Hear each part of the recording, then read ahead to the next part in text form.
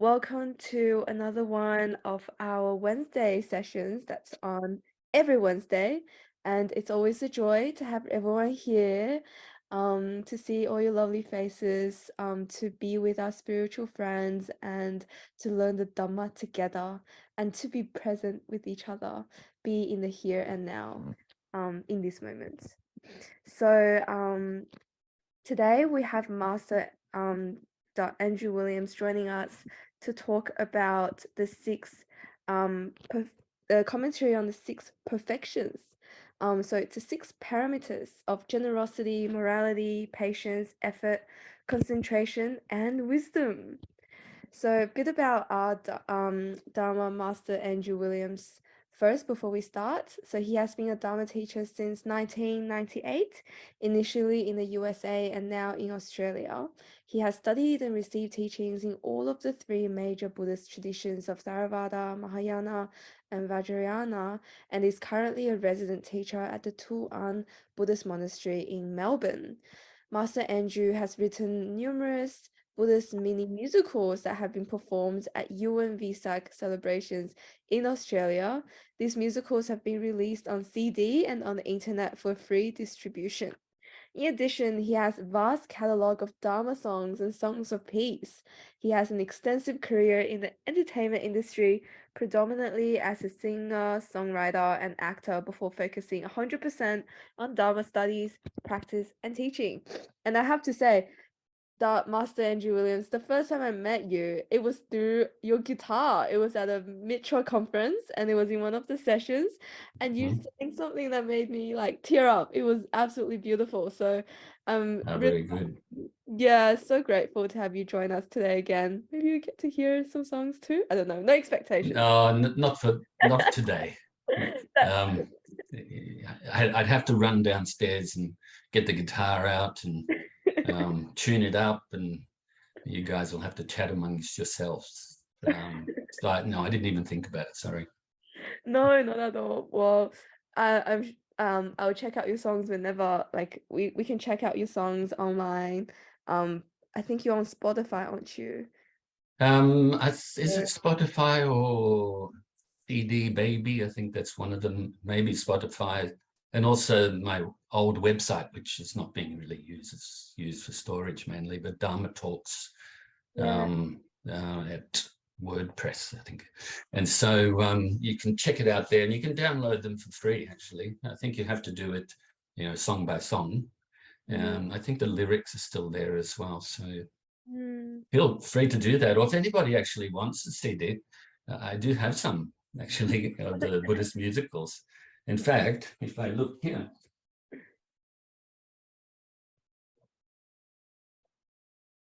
Oh, there you go. Birth of the Buddha. That's one of them. Oh, lovely. Then Enlightenment of the Buddha. Can you see that? Yes. Oh, lovely. And then Universal Love of the Buddha, story about the Metta Sutta. So yeah, my mum asked me to get some out so she could give to friends if ever she sees it. Like for instance, the last people that she gave, or person she gave to, was a doctor. He was a Sri Lankan Buddhist, So yeah, if anybody wants them, you can just ask for them and can have them, because I've still got a fair few of I think the Enlightenment one I've got a fair few, and the Universal Love one, Birth of the Buddha, maybe 10 or 20 CDs. Of course, we don't really use CDs much anymore, do we? No, not at all. But there you go. If anyone wants a CD, please let Master know. Yeah, you can contact me through the Metta Center if you like, or myself online, all of these things. So up to you. Yeah. Very happy to give it to you so you can learn from the Dharma through music as well. Yeah, it's a beautiful way to learn the Dharma. And just back to our session today. This will be an interactive session. So and Master Andrew will start with some chanting, meditation, quick introduction to the topic, and we'll have a facilitated question and answers. If you have any questions, please feel free to drop them in the chat. But if you don't feel comfortable to share with everyone, you could also send the questions anonymously to me. And if you're in person as well, Zen is there to collect any questions you have. So yeah, please feel free to also ask the questions that way. And without further ado, that was a bit of a extended introduction, which is awesome. Over to you, Master Andrew. Very good. So I'll do some brief chanting from the traditions, the three traditions, or main traditions. And some of you may be able to chant along. I'll do them as we do for the preliminary prayers for each class. And for those who don't have them in front of you, you can just listen, let the Dharma absorb in your mind. I should say, let your mind absorb with the Dharma. So we can put our hands together in the prayer mudra, if you like. Namo tassa bhagavato arahato samma sambuddhassa. Namo tassa bhagavato arahato samma sambuddhassa. Namo tassa bhagavato arahato samma sambuddhassa. Buddham saranam gacchami, Dhammam saranam gacchami, Sangham saranam gacchami, Dudayambi Buddham saranam gacchami, Dudayambi Dhammam saranam gacchami, Dudayambi Sangham saranam gacchami, Tadayambi Buddham saranam gacchami, Tadayambi Dhammam saranam gacchami, Tadayambi Sangham saranam gacchami. Namo Buddhaya, Namo Dharmaya, Namo Sanghaya, Namo Buddhaya, Namo Dharmaya, Namo Sanghaya, Namo Buddhaya, Namo Dharmaya, Namo Sanghaya. We take refuge until we're enlightened in the Buddha, the Dharma, and the Sangha. Through the positive potential we create by practicing the Six Paramitas, may we soon attain enlightenment in order to benefit all sentient. May all sentient beings have happiness and its causes. May they be free from suffering and its causes. May they never be parted from the happiness beyond suffering. May they abide in equanimity, free of bias, attachment to the near, and aversion from the far. We shall cause this. Great compassionate Buddha, please inspire us to be able to do so. Reverently, we prostrate with our body, speech, and mind, and present clouds of every types of offerings, actual and mentally transformed. We confess all of our negative actions accumulated since beginningless time, and rejoice in all the virtues of all holy and ordinary beings. Please remain until cyclic existence ends, and turn the wheel of Dharma for all sentient beings. We dedicate the virtues of ourselves and others to the great enlightenment. However innumerable all sentient beings are, we vow to save them all. However inexhaustible our delusions are, we vow to extinguish them all. However immeasurable the Dharma teachings are, we vow to master them all. However endless the Buddha's way is, we vow to follow it completely. Om Mani Padme Hum. Om Mani Padme. Om Mani Padme. Tayata gate gate para samgate bodhisattva. Tayata gate gate para samgate bodhisattva. Tayata gate para samgate bodhisattva. So now get yourself in a nice comfortable position, but not so comfortable that you fall asleep though, okay? It's okay to lie down if you have a bad back or something like that, or recline somehow. It's okay to be in any posture. actually. But, best is seated cross-legged on the ground, the cushion just under your butt, or on a chair is fine. I'm sitting on a chair today in front of the computer on the desk. So up to you, the position that you're in. Make sure that it's, you can say middle path position in a way. So not too tight, not rigid, trying to always remain upright, but also not slouching, not lazy. Because if you have, or you're in a position like that, the extremes, then you're going to get sore neck, sore back, things like that. Okay, so just be middle path with everything, actually. Not too tight, not too loose, not too much, not too little. That's the lyrics, by the way, from one of the Dharma songs on the enlightenment of the Buddha, a song called The Middle Path. So you can gently close your eyes, lips gently touching, tongue resting on the upper palate above the top teeth in the mouth.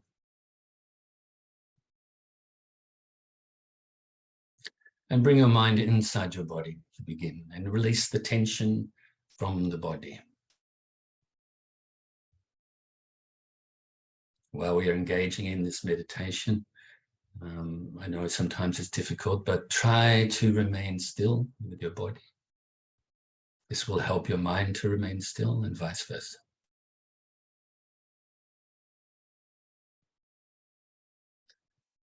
So let's start from the bottom of the body and release the tension from the tips of the toes, the arches of the feet, the balls of the feet, the heels.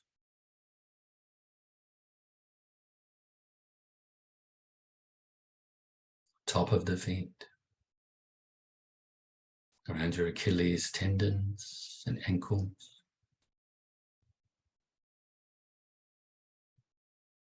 And from your lower leg, calf muscles, shin areas, and your knees.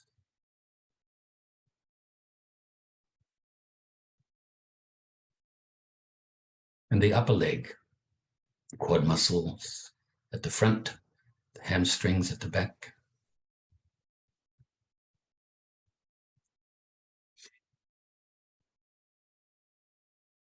Around your midsection, your hip flexor muscles and your hips, the glutes, groin. And from right at the bottom of your stomach and just above your hips and your lower back.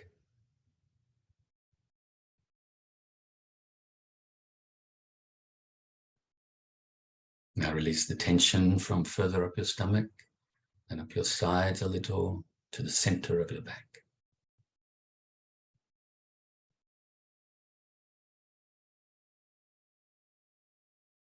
From your chest area, underneath your arms and your upper back. From the rhomboid muscles that are in between the spine and the collarbones on each side. Lateral muscles on the outside of that.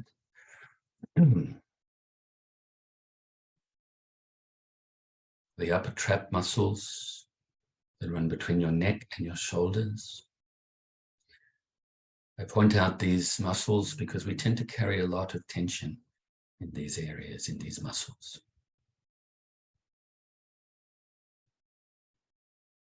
And release from your shoulders.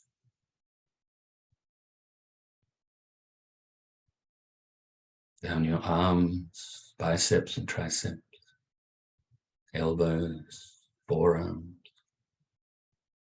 wrists, fingers and thumbs.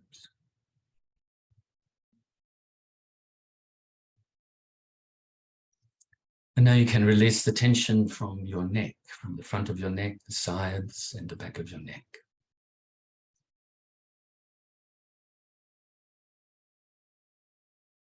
The back of your head and the sides of your head, around the temples and ears.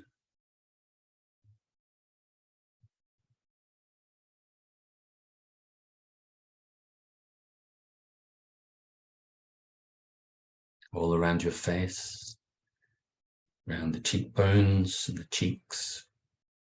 Make sure you're not clenching your jaw, your chin and mouth, nose and sinuses and eye sockets.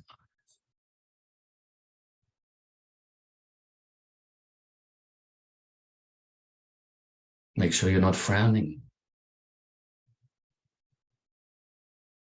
And finally, release from the crown of your head. And now scan the body briefly, from the tips of the toes to the tips of the fingers and to the top of your head, just to see if there's any leftover tension that you can release. And then release it.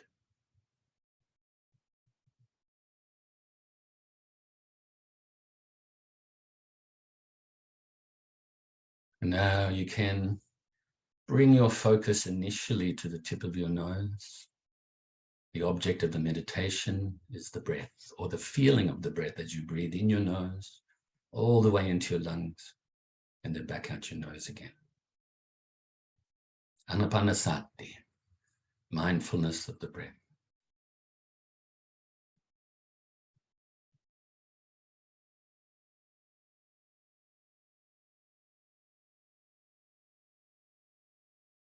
You may notice as you breathe in, the air is quite cool as it passes your throat. And as you breathe out, it's quite warm as it passes your throat on the way out the body. And you also may notice that when you breathe in, your lungs expand, and therefore the stomach rises a little. Then as you breathe out, the lungs compress, stomach drops a little.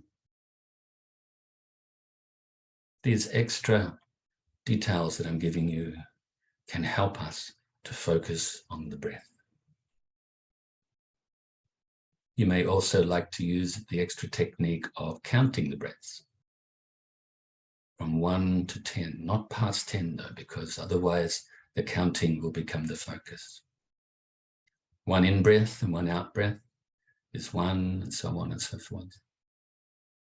And if you get distracted while you're counting on your way towards 10, then go back to 1 at that time.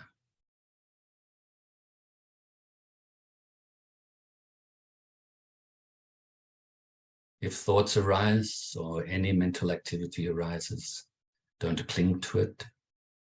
Don't grasp at it. Also, don't try to forcefully push it away or deny it. But let it go simply and gently by replacing, or naturally I should say, by replacing your mind back onto your breath. This is the process of meditation. Step at a time, breath at a time. We improve if we're consistent with our practice, making good effort. So even if you have to replace the mind on the breath very often, that's fine. That's part of the process, not a competition.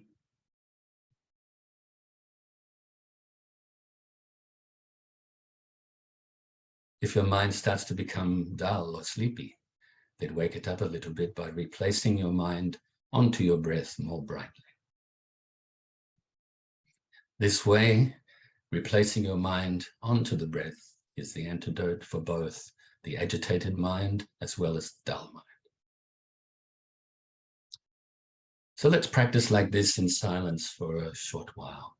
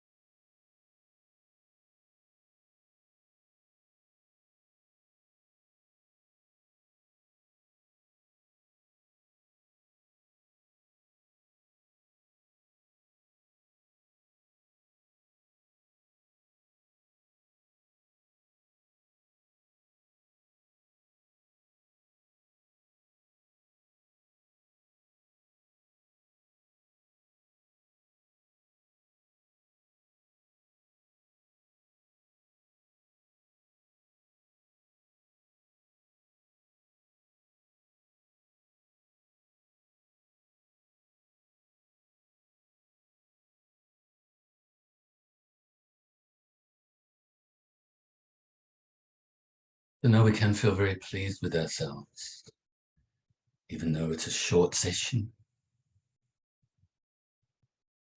Fill yourself with universal love and kindness, with friendship and appreciation and respect.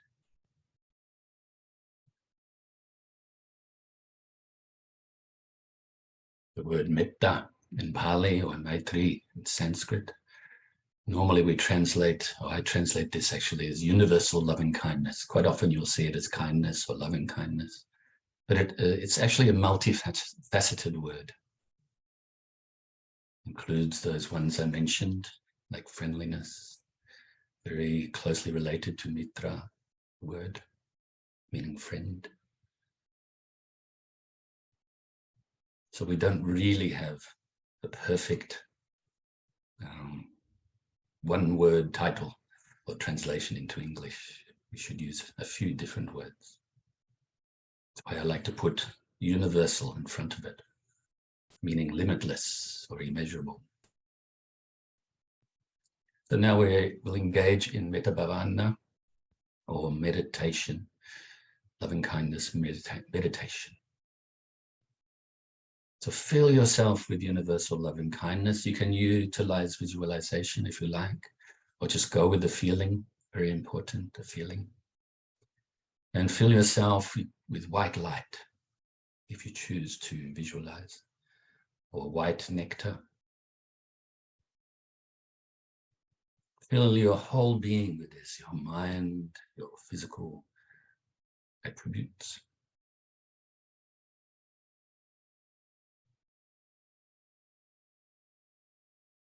Really have this feeling.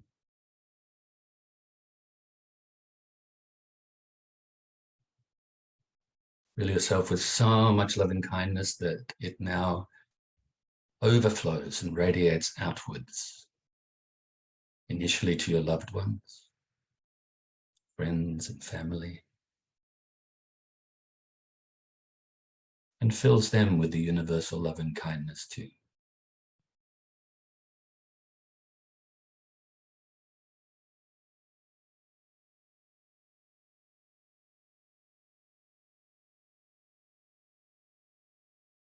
Now also include those you may regard as strangers, whether you know them a little or not at all. And fill them with the universal love and kindness too. And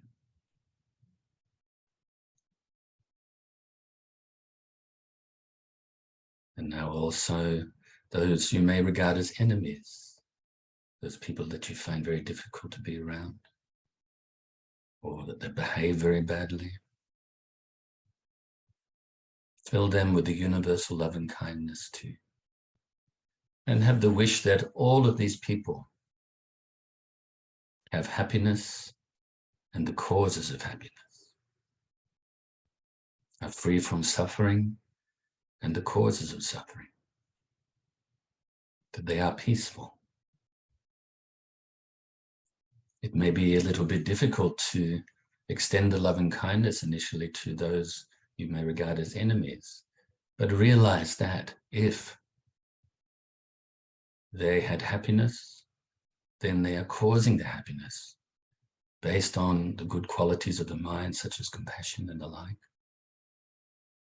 And if they are free from suffering, then they are free from causing suffering, free from ignorance, attachment, greed, anger, hatred, and so forth. So knowing this, and in contemplating as well that we are all interdependent, have been in each other's lives before, then it's much easier to extend this universal love and kindness to those we may regard as enemies. So now we're going to extend further and further this universal love and kindness, distance-wise, to all of the living beings around your immediate area. Whether they fly through the air, live in the waters, live on the land, whether born from eggs, wombs, moisture, or through transformation. Fill them with this universal love and kindness, as well as all of nature, extending further and further now, radiating further and further this love and kindness throughout your whole state or county.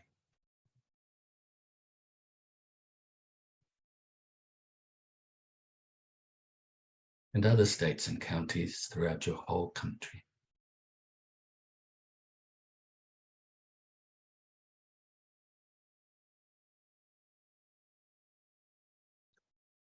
You can also bring to mind that just as we would say friends, enemies, strangers to people, it's similar towards all creatures. There's those that you have an affinity towards, those that you're indifferent towards, and those that you may even fear or find repulsive. By engaging in this practice, we're also helping ourselves to develop a mind of equanimity, a non-biased mind, upekkha, or in Sanskrit, upeksha.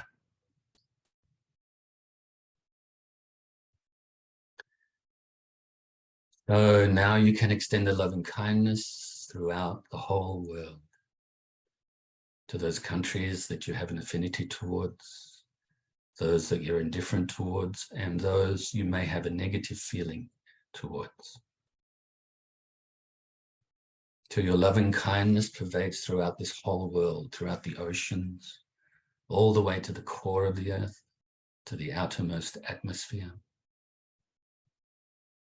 to all living beings in this world.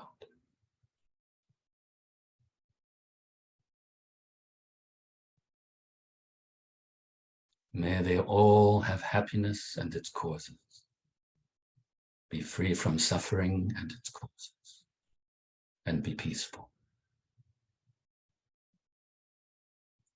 Now extend this love and kindness out beyond this planet alone, throughout the whole solar system,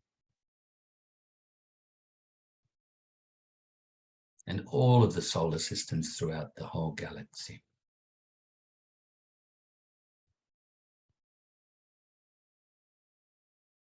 And all of the galaxies throughout the universe. And include also different realms throughout the heavens, of different levels, the hungry ghost realm and the hell realm.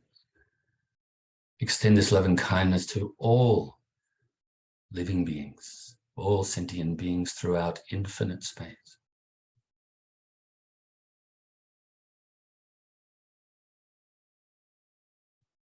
And once again, bring yourself into this present moment now and really feel pleased with yourself. I think we've all become just a little bit more loving and kind.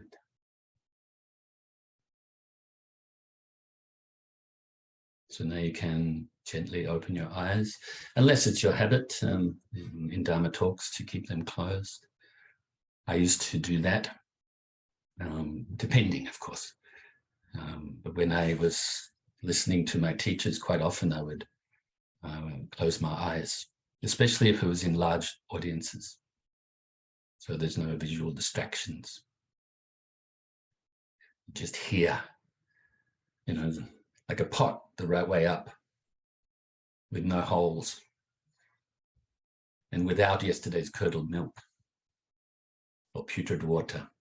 Have you heard of that? I'm not sure whether you've heard of that, but the correct way to listen to the Dharma. The Buddha gave the example of a pot, and this pot has to be the right way up, clean, right way up, not the wrong way up, because that means you're there physically, but you're not paying attention. If the pot's got holes in it, it means you're very forgetful. And if it's got yesterday's curdled milk or putrid water, I don't drink milk, putrid water. Okay, so then even you pour the pure Dharma in there, becomes curdled as well, or putrid as well. In other words, free your mind from opinions and bad intentions, selfish intentions. You know, you're listening to the Dharma to increase your good qualities. You listen, you remember. After contemplation, of course, you don't just believe. And then you absorb your mind with it and put it into your everyday life. And it's important that we are like this pot, clean, right way up, no holes. Otherwise, it's difficult for us to absorb our mind eventually with the Dharma. So have the good intentions, you know. Don't think, oh, I want to look like a good practitioner so I get famous. You know, oh, I meditate, oh, it looks so good when I meditate. Actually, the mind it's like a duck, isn't it, so often? You can actually look so calm on the outside, or inside you're working quite hard, focusing on your breath or whatever the object is that you're meditating on. I used to say that to people years ago. Oh, you're a good meditator. No, like a duck. You know, on the surface, very calm. Underneath, little legs are going. Okay, so have the right intention to listen to the Dharma. And so previously, when I've given talks, a little over a year ago, I gave a talk for you guys on the 5 skandhas, Panchaskandha, or Panchaskandha. And I mentioned this last time in February, the last time I was with you. I actually thought I gave too much information, you know, so gave too many details, which you can do sometimes. I wanted to cover everything, you know, that I covered sort of over 6 or 7 weeks of Dharma classes. And anyway, so last time I decided to speak a little less, and today as well, just a little bit less details. That doesn't mean you're not going to get the full teaching, of course. But last time was the Metta Sutta, or Karinya Metta Sutta. And this comes from the Pali Canon. And so I thought I'd do that. I have what in Tibetan you can call Rimé, which means non-bias. I don't really have a biased view. Yes, I'm Mahayana tradition. I practice Vajrayana techniques too, all based on the Theravada. You know, but in Tibet, they have different schools of Buddhism in Tibet, for instance. And then there was a movement that came out, Master Patrul Rinpoche and some other well-known lamas, great teachers, basically said that they were Rimé, not belonging to any specific tradition. And so you can take that further. And I know we split the Dharma up into Theravada, Mahayana, Vajrayana, and subdivisions as well, like Zen and so forth. Okay, so, but I believe they are all valid teachings of the Buddha. And it depends on the character of individuals and groups of individuals on what tradition you practice. Or you can have this Rimé type view and then basically practice whatever. Everything has to be based on the Four Noble Truths, you know, practicing the Eightfold Path, practicing and developing the immeasurables, or in Pali, Brahma Vihara, which means sublime states of mind, of loving kindness, compassion, empathetic joy, and equanimity, and so on and so forth, okay? In other words, developing the wisdom and compassion, and then eventually perfecting them and unifying them to become what we call enlightenment, okay? Important to know that. We just call it enlightenment. Just another word. The words actually don't represent the truth, the ultimate truth. Even that word, ultimate truth, or those words, does not represent even enlightenment. Even the word Buddha is still just a sound, has meaning behind the sound. Important for us to contemplate the meaning and go beyond that, penetrate it, go beyond it. Okay? So all of the Dharma teachings, all of the Dharma practice and traditions and so forth are based on the Four Noble Truths. Truth of suffering, to put it briefly, truth of the cause of suffering, truth of the cessation and liberation from suffering, and then the path, how to do it, the Eightfold Path. And all of the Dharma can be fit into this. You know, there's many elaborations on certain points, such as the 3 marks of existence, in impermanence, suffering, and no self. Also, the concept of emptiness of self as well. And then, of course, the 4th seal, these are the first 3 marks of existence, relative existence, are the impermanence, the suffering, and that all phenomena have the nature of being difficult and suffering. And then there's no self to be found anywhere. That's 3. And then nirvana, or enlightenment, is freedom from all of these. Freedom from dualistic thinking, from conceptual thinking. Okay, so I gave the talk, Metta Sutta, last time. This teaching today comes from the Mahayana scriptures, specifically from the Perfection of Wisdom Sutras, Prajna Paramita Sutras, or Maha Prajna Paramita. Okay, so the practice throughout, of course, the perfection of wisdom is the ultimate goal, isn't it? And then the first 5 of these paramitas relate to, you could say, compassion or methods. We also have other words that we can use. Another word is Bodhicitta, okay? Bodhi, enlightened, citta, consciousness or mind. Okay, so this is the mind that's working the way towards enlightenment.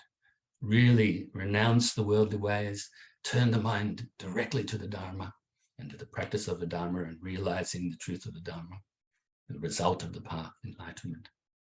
And so bodhicitta is like this, helping others to do likewise. Okay, so this is the bodhisattva ideal.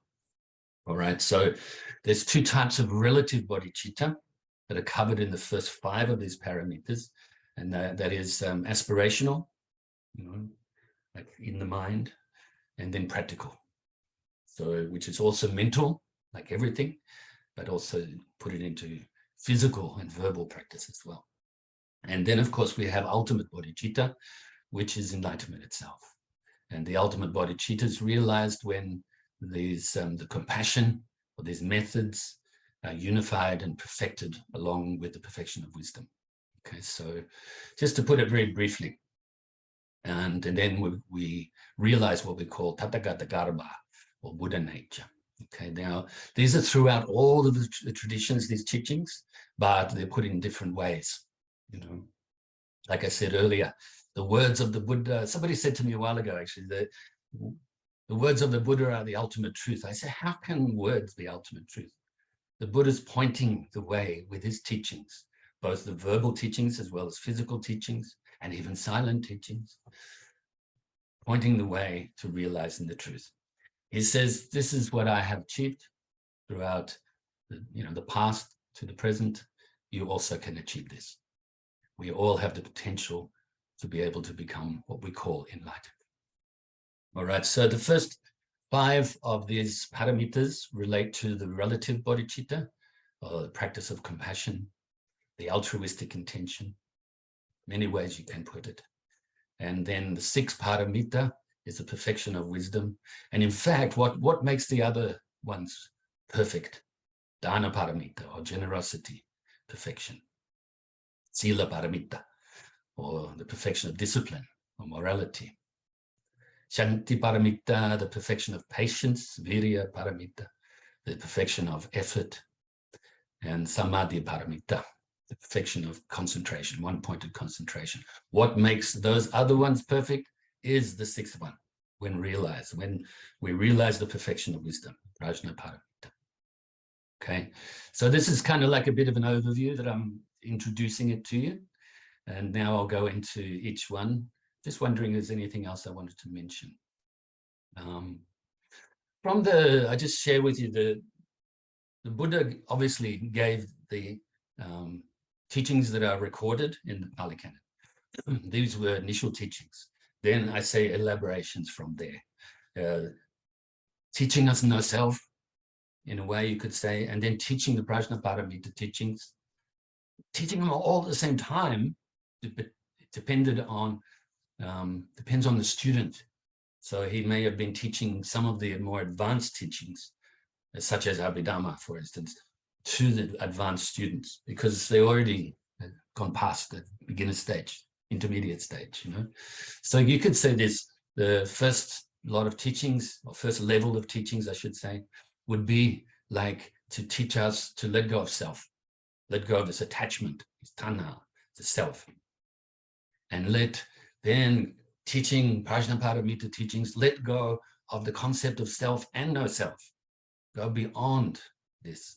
That's what paramita means, to go beyond, go beyond this, the way that we think is in a dualistic way, perfect or imperfect. Enlightenment, not enlightenment. Nirvana, samsara. So we think like this, but these teachings, these Prajnaparamita teachings, help us to go beyond this and then realize the enlightenment or realize the Buddha nature. I'll leave it there for that. So that's the intro. Now, I mentioned them to you just now using the Pali or Sanskrit words. The first one is dana, dana paramita. A lot of people think dana is restricted to making offerings, especially in the Theravada tradition, to monks and nuns. But that's part of dana practice. Dana actually means generosity. There's different types of generosity. And then, of course, we have Sila. Some people think Sila just relates to the 5 precepts, or, 228, I think, in Theravada tradition, if you're a monk, 250 or 252 in the Mahayana tradition, and so on. So you actually think that, and there's more precepts too, by the way. Take Bodhisattva precepts, and then, of course, Vajrayana precepts. You can take as many as you want or as little as you want. The Buddha didn't say, this is to be a Buddhist, you have to do this. This is like guidelines for us. We should keep the precepts. But don't try too hard. Don't try too little again, isn't it? Okay, I've gone off the subject slightly. But the Sila, some people think Sila just relates to precepts. Actually, it means discipline. Okay, so I like to use the word morality most, okay? To be moral, not immoral. Okay, so this helps in the practice. I'll explain that in a sec more. Then we have Shanti Paramita, the perfection of patience. Then we have the Virya, which translated to one word means energy. But we use that word also for effort, or what I like to call in 2 words, enthusiastic perseverance. And then, of course, we have Samadhi, which means one-pointed concentration. Paramita, so this is the perfection of concentration. All right, let's look at them in order first, all together in order. When we are, now I'm not going to use the other language, okay, now it's English. Morality, sorry, when we are generous, I'll point out generosity can be known as the door to the Dharma. Because the more the mind is generous, the less attached it is, the less greedy, the less self-centered. Okay, so we should develop this generosity. Think about that. If you have less attachment, you have less aversion, more closer to a mind of equanimity, then it's less likely you're going to do anything wrong. Because we do wrong things because of our attachment and our aversion, which is based on avidya, or lack of understanding or ignorance. So if you develop this perfection of generosity, you are more likely to be disciplined, more likely to be moral. And when we are moral, we don't have anything to feel bad about. No need for remorse. Apart from that type of regret that I call positive regret, which means you recognize when you fall off the Dharma path, when you've done something wrong, incorrect practice or something, then you recognize it, then you have some positive regret for it, not clinging regret. Then you have strong resolve to try your best not to do it again. And then, like riding a bike, you fall off the bike, you may hurt yourself a little bit, maybe brush yourself off, put a little bit of antiseptic, Band-Aid, get back on the bike, keep riding. It's getting back on the Dharma path, So when we have a mind like this, we are more likely to be patient, to forbear any difficulties that we experience in the world with the worldly ways, but also physically and mentally, and especially on the Dharma path, because we will experience some difficulties, because we're working to purify the mind. We have created so much karma, good karma, sometimes bad karma, indifferent karma, throughout so many infinite lifetimes. So now we are actually undoing all that. I use the example again of a knot. The more you tie the knot up, the tighter you tie the knot, and the more, knots on top, the longer it will actually take to undo it. And that's like the mental afflictions that we've reinforced over and over and over so many lifetimes. Sometimes we're going to find it difficult to undo them. Okay, and then we will experience maybe some what we would call unsavory conditions in our lives. But you know what? If you didn't practice Dharma to purify this, then you would experience them later much, much bigger. I remember I gave an example years ago in the Dharma class, and I basically said, if you've got a cold right now, then maybe you can rejoice in that. Because if you didn't purify the negative karma, this could have ended up in a rebirth in hell. So rejoice in your cold. Okay. So I think when we experience difficulties, must be patient, must have a strong mind like that. Patience is a very strong mind. Some people think, oh, it's passive. No, it's very active. It's so important to be patient on the Dharma path. The more the mind is patient and able to forbear the difficulties, the more we're going to make enthusiastic effort. The more that we're able to make the effort and create the enthusiasm and the rejoicing that we need in our practice, help to, get off our butts. And especially when you're tired, when you're experiencing more difficulties, you get up and you continue onwards with this enthusiasm, with this great effort.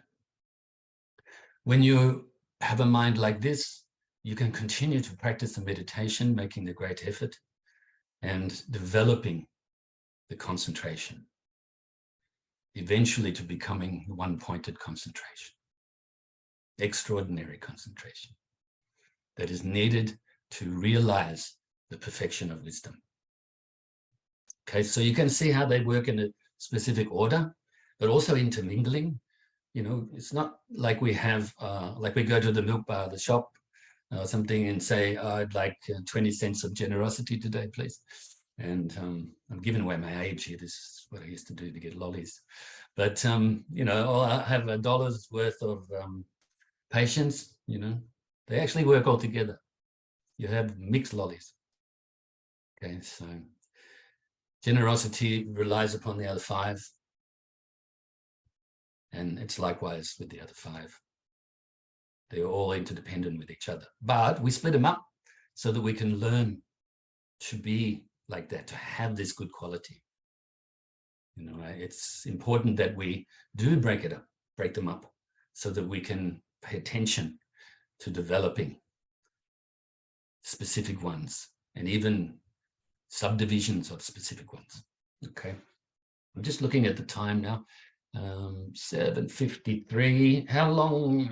Actually, you don't need to answer. I'm going to try to wrap it up maybe in 20 minutes or something, so we can have a decent amount of time for some questions. If there are no questions or very few questions, then I'm very happy to elaborate a little more on the same subject. Okay. So generosity, 3 types of generosity. The first type is the generosity of giving material aid. Now, of course, this could involve those of you who practice the giving of food to the monks and nuns to help support them, and the temples and so forth. Okay, this includes that, but also includes giving to people that really need it. People that are struggling materially, money-wise, clothes, whatever. okay? You give what people need. So you give this material aid. I'm going to introduce slightly as well the sixth paramita, okay?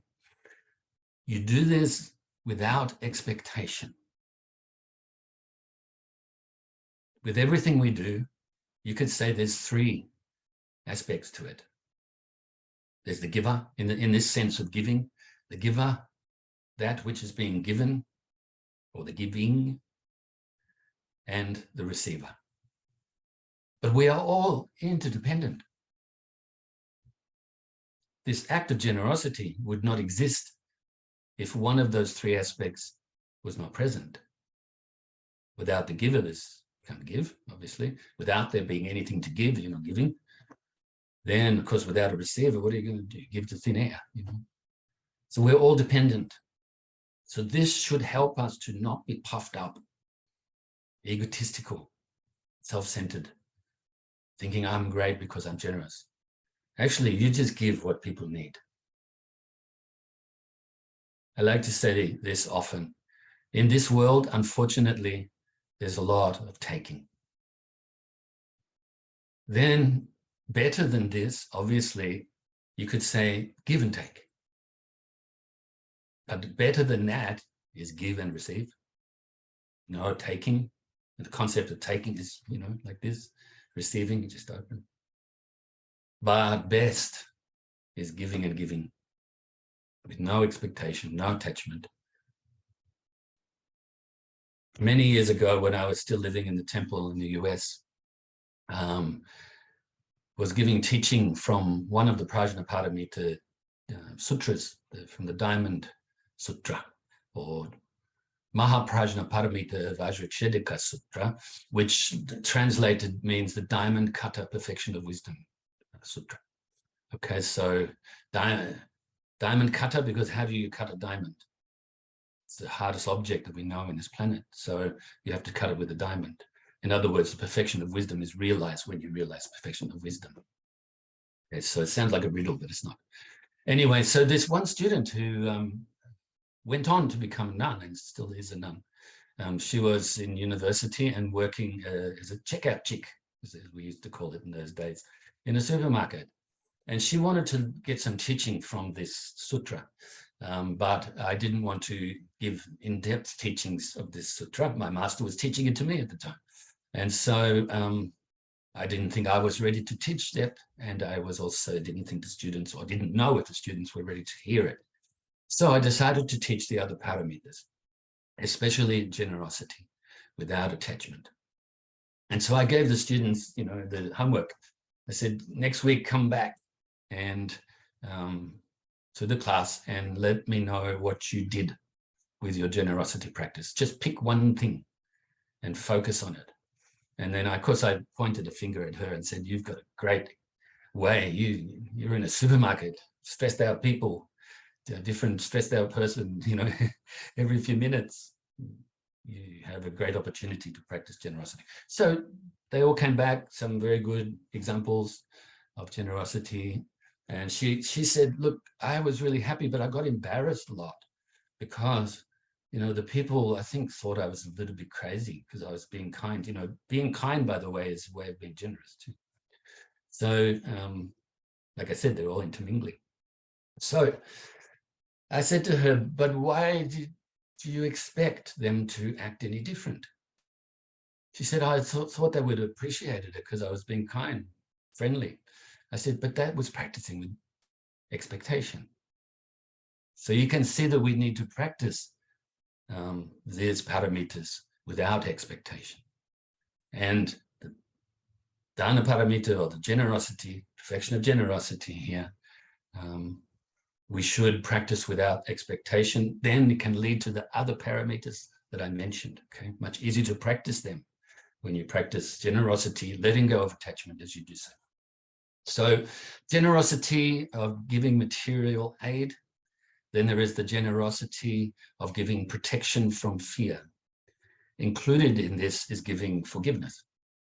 Now, of course, forgiveness, I like to say, if you practice forgiveness, you are putting down your mental baggage. You're not feeling bad about anything, and you're also helping others to hopefully follow follow your way, and helping others to be free from regret and so forth. So giving protection from fear. We all have hopes and fears, don't we? This is what comes with attachment. Hoping for this, good things, fearing getting bad things, wanting to gain things, not wanting to lose things, and so on. Okay, so help people to give up these fears. Help yourself to give up these fears. People have some very big fears and very subtle fears too. Do whatever you can to help living beings to let go of these fears. Think about it. Think about the types in your own time, by the way, not now in class, but in your own time, contemplate on your own fears, and then contemplate on the fact that other beings have these fears too. It's like in the animal realm. Most of those animals that live in the wild, they have the fear of being eaten by other animals. They are so nervous, a lot of them, especially the ones that can't defend themselves physically well. Okay, so just contemplate this. Freestyle your contemplation sometimes. Just go with it. Of course, other times you can do more formally, but sometimes just let yourself be free to think of possibilities, impossibilities, and the like. All right, so generosity of giving protection from fear. Then, of course, there is the generosity of giving the Dharma. The giving the Dharma means, you can be giving the formal teachings. You can be giving simple teachings that you really understand well, just sharing them with people informally, or through your actions, through your silence, through your good vibes, just sharing the Dharma and sharing the result of your own Dharma practice, the good results. You become more kind, share that kindness, and so on. And then also helping other beings in whichever way, as long as it's a wholesome way, I use the example often of growing your own vegetables. Let's say somebody that can't do it, doesn't have the knowledge, maybe they're struggling financially, and then you can help them if you know how to do it. And the same with mathematics, for instance. If you are good at mathematics and someone else is not, maybe help them, because there's a lot of mathematics in everyday life, isn't there? And in the Dharma, Eightfold Path, Six Paramitas, Four Noble Truths, 12 links of dependent origination, we also have a lot of numbers. And then, of course, we have lots of multiplications and everything in it. All right, so that's just simple examples of worldly things that you can teach to others. Comes under the heading, the giving of the Dharma. Okay, so that's generosity, basically covered. Now, morality, discipline. First of all, you have the discipline of keeping or giving up and eradicating unwholesome thoughts, unwholesome actions of the body, and unwholesome speech, such as avoiding lying, avoiding slandering, avoiding using harsh or abusive language, avoiding gossiping, avoiding killing, avoiding stealing, and avoiding sexual misconduct or any sexual activity if that's your choice.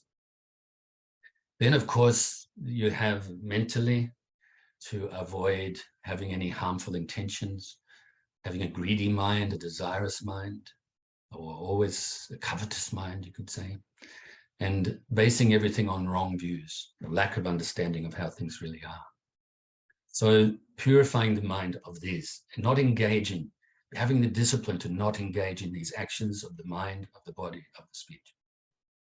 The second type of discipline or morality is the discipline to engage in only good actions of the mind, the body, and of the speech. To be caring, kind, compassionate, to save life, nurture others' lives, really, see them as valuable, including your own too. And then to be generous and giving rather than stealing, taking not what is not freely given, and engaging in good actions in relation to the senses with others, speaking the truth, speaking to unite, speaking sweetly and skillfully and with good meaning, and then having a generous mind, an open mind, non-attached mind, a mind that has goodwill, friendship, and also basing everything on having the right view of how things really are. Then, of course, we have the discipline of benefiting others, practicing compassion. Okay, so that's 3 types of discipline. Of course, there's many ways you can subdivide these as well. Then you have patience, patience when being harmed, whether this is mentally or emotionally, physically, even environmentally, economically. Patience with when you are being harmed. That doesn't mean you don't stop it. It doesn't mean you don't remove yourself from the situation that is causing harm or make it better, fix it. Okay, but it means that you are patient. You don't get upset mentally. Your mind doesn't get blown around by the winds, worldly winds. So your mind stays humble, flexible, stable, not in any order like that. Humble, so we don't get puffed up or get upset about stuff. Somebody calls you an idiot, don't get upset about that. Just sound gone, finished already. Don't get upset, even if you're being harmed physically. Like I said, don't get upset mentally about it. Do something about it to stop it happening, but don't let your mind get blown around. And so that's the patience when being harmed, also patience when experiencing obstacles or difficulties, especially on the Dharma path to enlightenment. I mentioned that a bit earlier. There is also the patience with the nature of reality. We don't have the nature, we don't understand the nature of reality yet fully, do we? We haven't got this wisdom. These teachings are so profound on the deeper levels. On a deeper level, the Dharma is there, you could say, to destroy the ego, to totally uproot the ignorance. And we may get upset about that. So don't be patient with it. Patient with yourself. Patient with our own faults. And then having the resolve to fix them. Okay, so that's the 3 types of patience. Then we have the same amount of types of effort. The effort to, whenever unwholesome thoughts arise, then get rid of them, eradicate them. If unwholesome thoughts have not arisen, protect your mind from having them arise. The next type is if wholesome thoughts have arisen already, keep them, nurture them, perfect them. If wholesome thoughts have not yet arisen, have them arise. The 4 great efforts, basically, to maintain a wholesome state of mind and to relinquish unwholesome states of mind. Then also the 3rd aspect is enthusiasm. If we practice correctly, accurately, and we get some good results, this will give us a lot of energy and enthusiasm for the practice. We must make the effort and persevere at those times when we're finding it difficult. And then those other times, maybe you could say, ride the momentum of enthusiasm. We need enthusiasm on the Dharma path. You need to see the good qualities or the good results of the path. Or even if you're only contemplating them, you haven't realized them yet. You know that it's possible to realize this. Okay, so that's the 3 types of effort. And then, of course, we have the concentration. There's ordinary. Actually, I'll speak about worldly. Most people in the world are not working to increase their concentration or their ability to concentrate. They may be actually using their concentration in a negative way. We all have concentration. Even if it can only concentrate for half a second, it's still there. And what we need to do after that is widen it, improve it, isn't it? So on a worldly level, most people are not really working to improve concentration. Then on Dharma practice and some other paths that practice meditation, then actually working to improve it, turning your mind, like I said before, turning your mind to the Dharma. Then we have what you can call ordinary concentration, where we still now have to utilize the antidotes for the distracted mind and so forth consistently, often. And this is like ordinary concentration. If we keep practicing like this, we can go beyond, become extraordinary concentration. And then, of course, the deepest level is the perfection of this concentration based on wisdom, based on bodhicitta. And this is the concentration, not even called that anymore, but the concentration of the enlightened beings. Okay. Perfection of wisdom. I'll just speak about the three wisdoms, or the three wisdom tools, I like to say. Okay, I'll just speak about those. I won't speak about different, I may give you a couple of examples, but I won't speak about different types of wisdoms and so forth, right? Because we haven't got the time and it's a little bit in depth to try to do it too quickly. And then, okay, so the first wisdom is the wisdom of hearing, or the wisdom tool of hearing. Like I started the class out today, speaking about the pot, the right way up.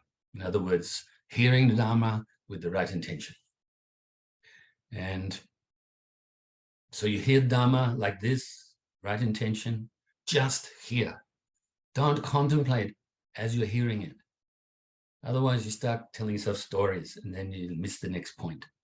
Okay, so you just hear the Dharma, or if you're reading, you read the Dharma. And then after some period, maybe after an hour Dharma talk or 2 hour Dharma talk, or maybe a few pages of a book, then you can put it down and go away and contemplate. Calm your mind with meditation, breath meditation, for instance, and then practice vipassana meditation, penetrative insight meditation, and contemplate the meaning of these teachings that you've heard. And that is the second wisdom tool, the wisdom tool of contemplation, right? So you use your ability to investigate and analyze. Of course, the better your concentration is, the more you're going to be able to do this for longer periods and more accurately, without getting tired, without having what some people would say, without doing your head in. So anyway, you contemplate. Once you come to good and sound understanding, you then utilize the meditation, the concentration meditation, to absorb your mind with this understanding. This is called the wisdom tool of meditation, or it can also be known the wisdom tool of habituation, or the wisdom tool of absorption, absorbing the mind with understanding. Okay, so this is how the wisdom is realized, okay, by hearing the Dharma, contemplating the Dharma, and absorbing your mind with the Dharma. Okay, so I think that'll do for the minute, but I'll just go back, speak about them in order again. Generosity helps you to be moral. Being moral helps you to have a strong, humble, flexible, stable mind, a patient mind. Patience helps you to persevere enthusiastically. With this effort, we're able to develop this concentration. with the concentration, along with all of the good conditions that are created by practicing the first four, then you have the mind that is ripe to understand the nature of reality. Whether you call that anatta, whether you call that shunyata, emptiness of self, anatta, no self, depending on which tradition you follow, it's still truth. Is still the truth, isn't it? You realize the truth. So you create all of these good conditions, this merit, this purnama. Okay, this can be called merit or good conditions or good karma, many ways to express it. So the first 5 of the paramitas help you to create all of these good conditions that is needed to realize the nature of reality. The 6th paramita. Then there are, I'm not going to go into it today, but there's another 4 paramitas on top of that to make 10. Okay, but let's practice the 6 because maybe we need to be more experienced practitioners to be able to understand the other ones. Okay, but it all relates to the different, what we call bhumis, the 10 stages of the Bodhisattva path. And the first 6 of the paramitas helping to perfect the first 6 of these bhumis. Okay, after you get a glimpse of the nature of reality, of emptiness of self. Okay, and then of course then there's the other ones, such as the powers of the Buddha's mind, etc., etc. Like I said, I won't go into that now. So I think that'll do for the Dharma talk.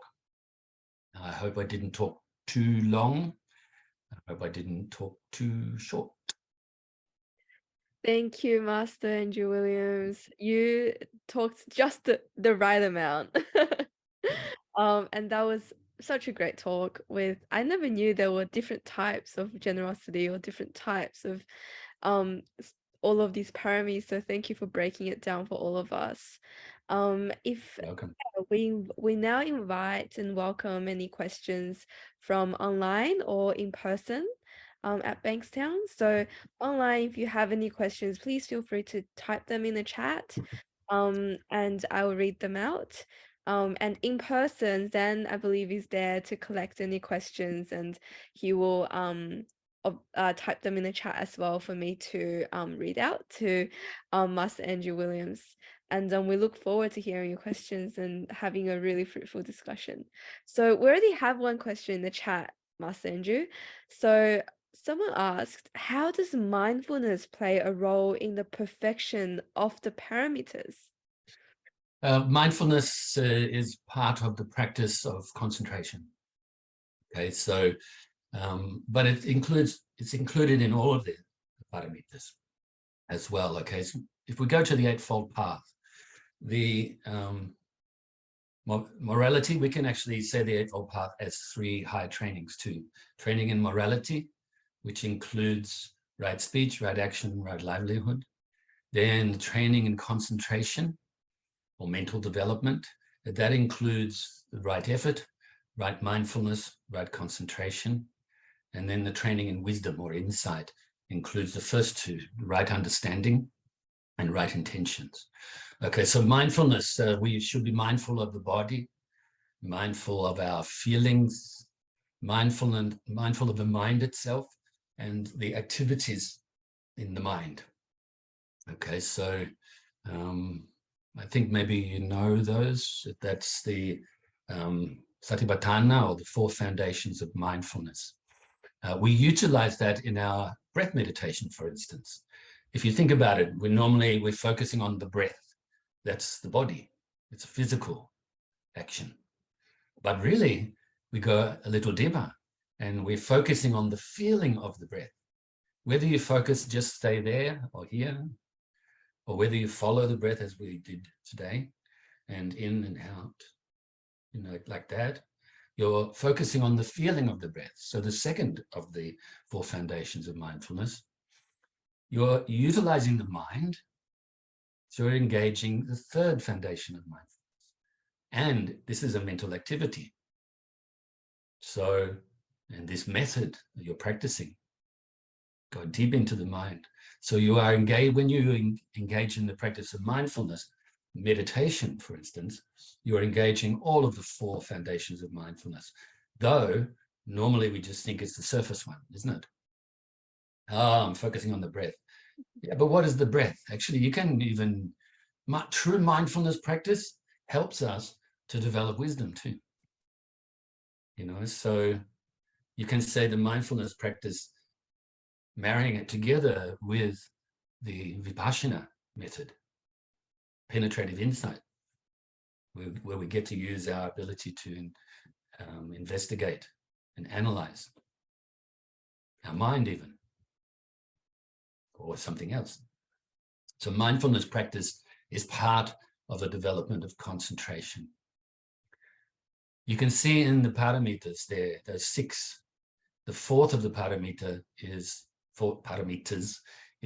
right effort.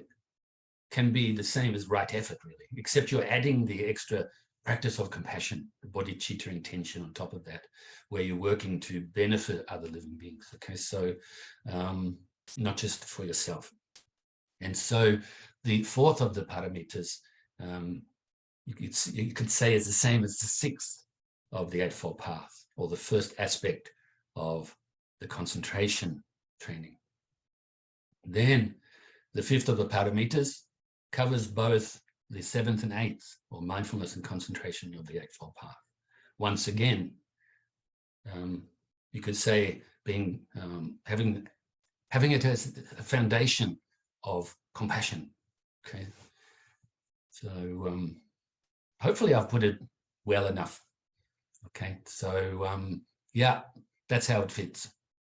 Okay, so if you want to follow up a little bit more elaboration, then I'm happy to do so. Always go back to the Eightfold Path. Whenever you get a little bit confused, or you think, oh, I'm reading this teaching or hearing this teaching, and it sounds like it's a bit different to what I already know, then go back to, like I said, the Dharma is, the foundation of the Dharma is the Four Noble Truths. Yeah. Eightfold Path. Go back to that and say, oh, okay, now I can get some understanding. Okay. Thank you, Venerable. Yeah, interesting that we're adding the compassion part to, as the basis for all of that. And as you were saying about concentration leading to wisdom, and that how that relates with the Eightfold Path, there's a question about, for the concentration paramita, can Venerable contrast this with the practice of the jhana jhanas in the Pali Canon, or if there's something in addition from the Mahayana perspective? Yeah, they're the same, obviously. Sometimes you have different enumerations, 4 or 5 and so forth. But each jhana, first jhana, you're starting to purify your mind of the mental afflictions, especially the gross aspects, able to, focus your mind quite clearly with some effort still, with still some attachment and things like that, but able to, when you reach that first jhana, you're able to focus more clearly than before, obviously, and it improves the higher up you go in the jhanas. Jhanas, by the way, translated to English, probably the best translation is mental absorptions, absorbing your mind with this concentration. So the further you go up in the jhanas, the more you are purifying the mental afflictions, especially if you think about the 3 poisons, the 3 root delusions of ignorance, attachment, and aversion. Okay, so you have the gross aspects of these, and then you have more subtle aspects that maybe we can't even perceive right now, until we purify our minds of the gross aspects. So the more we go up in these jhanas, mental absorptions, the more you are purifying your mind of these mental afflictions, the kleshas, okay? And they obviously, eventually you attain what we call one-pointed concentration, all right? Then also beyond this, you have the formless contemplations, don't you? Or the contemplations, but the formless realms, you could say, beyond consciousness and beyond perception, non-perception, and so forth. Okay, I won't go into detail of those because they're actually subjects that are quite in depth. And if you do want to have a look, I do have a YouTube channel which isn't hugely busy, but at least we get the teachings out there. Around about 2 to 2.5 years ago, I gave pretty clear commentary on the jhanas as part of commentary on the concentration, right concentration. Okay, so you can have a look at that. All of these videos are on that YouTube channel, and including this one will be on there too once that Eugene sends it to me. So thanks ahead of time for that. So I can share the Dharma as well myself.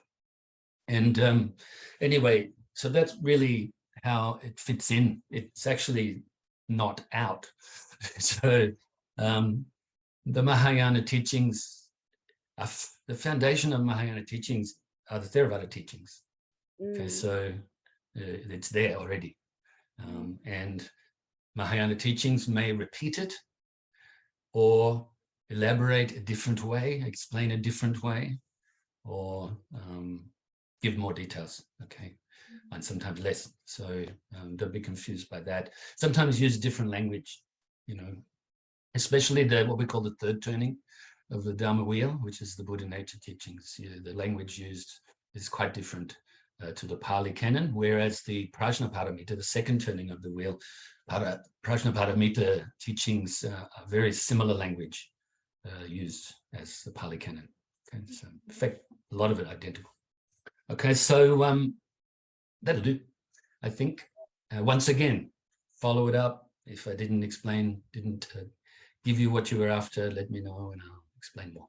Yeah, it's great. Please let us know if that was not clear, whoever asked that question. And Master Andrew mentioned his YouTube channel, which I've just linked in there as well. So please check it out if you wanted to dig up the 2-year-old video about jhanas. It was actually probably about 4 or 5 classes on it. So. Oh wow, that sounds awesome. Super interesting, actually. Yeah, the Rupa jhanas. And okay, coming back to the Noble Eightfold Path, just someone asked the question to clarify, is it correct to say that the fulfillment of the paramitas is the same as the fulfillment of the Eightfold Path? Yes and no. Yes, it is the same as the fulfillment on a certain level, but the Six Paramitas has, as part of the foundation, the Bodhicitta intention, so compassion. But the way that I understand the Eightfold Path has this compassion too. So that's why I say yes. But it depends on your understanding of the Eightfold Path. Do you practice, work to perfect your compassion? Do you base it on having altruistic intention, and your wish to attain enlightenment is based on the wish for all beings to attain enlightenment, or just yourself? If that's the case, just yourself, then the paramitas are beyond the Eightfold Path and then beyond that. Okay, but if you're really working, attain enlightenment for the benefit of all living beings, which has to be the intention, then they are the same, different, sort of like elaborated upon more. I mentioned before about when I answered the question related to mindfulness, that mindfulness is part of the concentration as one of the paramitas. And same, effort is part of the paramitas and its own part of the Eightfold Path. The concentration, same, mindfulness, concentration together. Then right speech, right action, right livelihood is the second of the paramitas, isn't it? The discipline, or Sila. And added to that in the paramitas is to bring benefit to others. So I think this in the Eightfold Path, by engaging in good actions of body, speech, mind, having the right speech, right action, right livelihood, this brings benefit to others. But you can say that heart of compassion takes it further. You know, when you have a real genuine heart of compassion, then this gives you a lot of energy to continue onwards in the path. And have a bit of humor with yourself too, you know. Sometimes we do things wrong. We're sentient beings. Have a bit of humor with that. Don't be so hard on ourselves. But at the same time, pay attention to correcting it. I was going to elaborate a bit more on that, but leave it there for the moment. Okay, so yes and no, like so many other answers to questions. Like so many answers, it's not a clear yes or no, and a lot of Yeah, fingers too. For more information, join for the next episode. No, yeah, exactly. we have one more question, Master Andrew. So can you please advise on how to remain patient when the same mental afflictions keep coming up over and over again? How can we be patient enough so that a positive change can happen? One technique I just mentioned, you know, have a bit of humor about it. Be serious in your practice, serious in your endeavors to purify faults, you know, eventually eradicate the faults and increase and eventually perfect the good qualities, enlightened qualities, if you like. But do so middle path. You know, if you're really getting down on yourself, you're finding it stressful to be patient, then you're actually not practicing the middle path. You're too extreme. You know, you're either not doing it enough or you're doing it too much.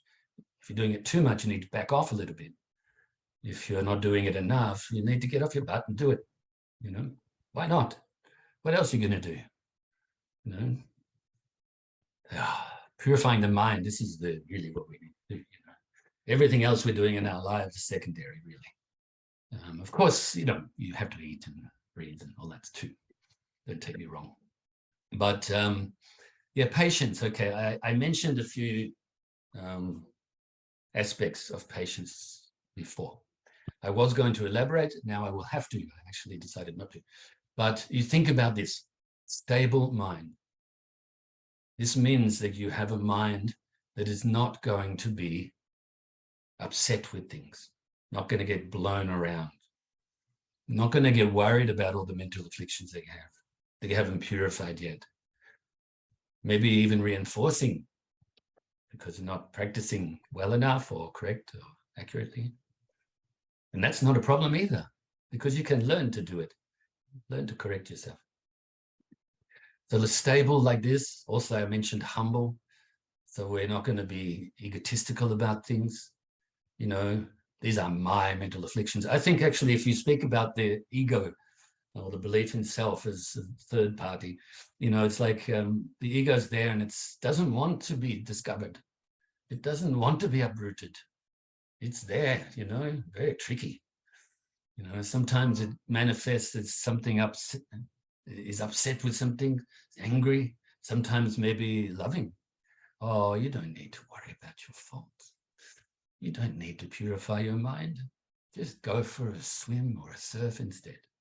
You know, I'm using a bit of humor. Okay, so that's a humble mind's not going to get blown off the path, but also flexible is the other quality I wanted to mention.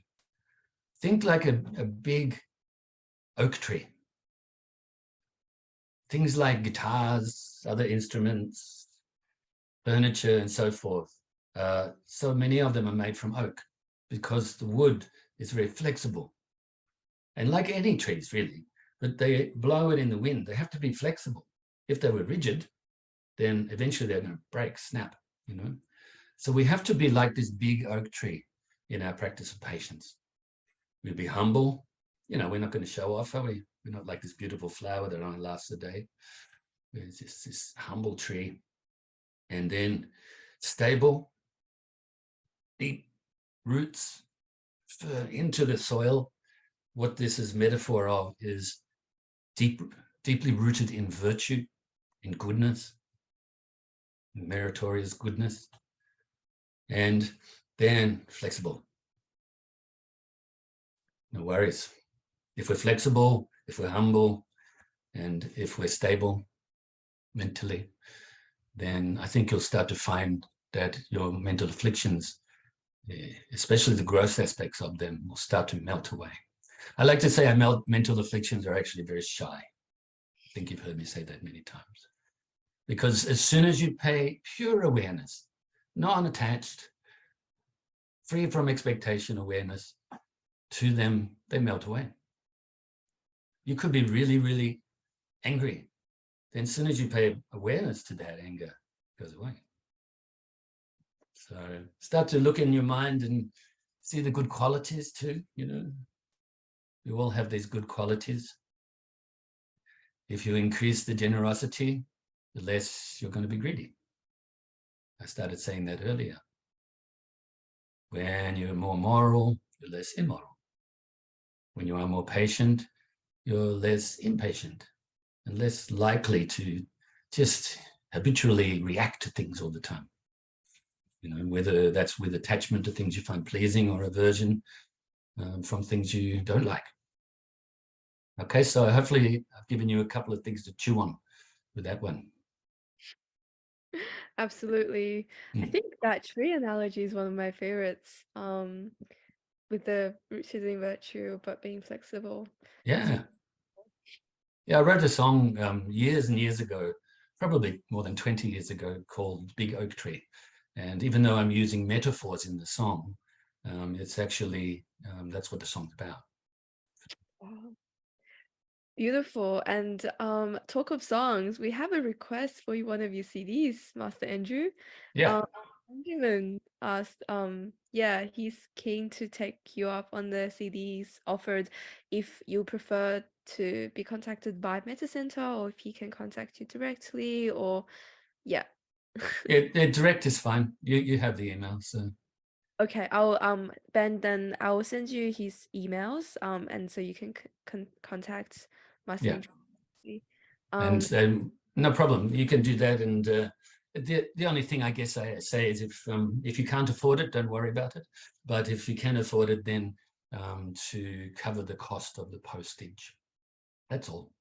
Everything else is free. Dharma is free. Absolutely. Generosity on all ends. Giving and giving, right? That's right. Don't expect anything in return. You have an apple, give the apple. And eventually you'll get 2 apples. Oh, yes. Talk of which, now we're 8:36. Thank you very much for your generosity of giving the Dharma talk today, and everyone for the generosity of your spirits for joining us as well. And hope you can share this with people around you, and hope that you've gained something as well from the talk today. So before we close, Master Andrew, would you like to do a closing chanting, a dedication of merits, or closing prayer? Yes, dedication of merits. Okay. Due to this merit, may I soon attain the enlightened state of the Buddha, so that I may be able to liberate all sentient beings from their suffering. May the precious bodhicitta not yet born arise and grow. May that born have no decline but increase forevermore. And may the precious view of shunyata not yet born arise and grow. May that born have no decline but increase forevermore. Namo Buddhaya, Namo Dharmaya, Namo Sanghaya.